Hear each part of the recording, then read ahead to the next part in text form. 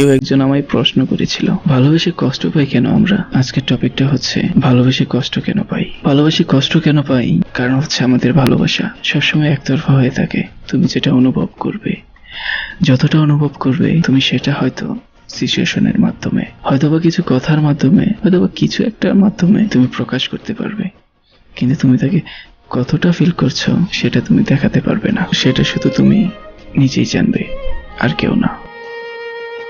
কারণ বডি তো তোমার, মন তো তোমার,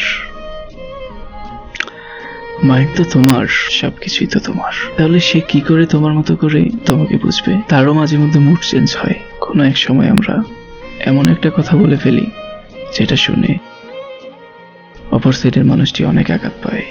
সেটা বলার আগে আমরা দুইবারও ভাবি না, কারণ তখন তো আমাদের মুড অন্যরকম থাকে। অথবা তোমার ব্যবহারের মধ্যে যদি কোনো কিছু চেঞ্জ আসে, তখন প্রিয় মানুষটি অন্য কিছু ভেবে নেয়, আর সেটা ভেবে সে অনেকটা কষ্ট পায়। তাই নিজেকে তার মনের মতো করে গড়ে তোলো, তাহলে দেখবে কষ্টগুলো তখন আর কষ্ট মনে হবে না।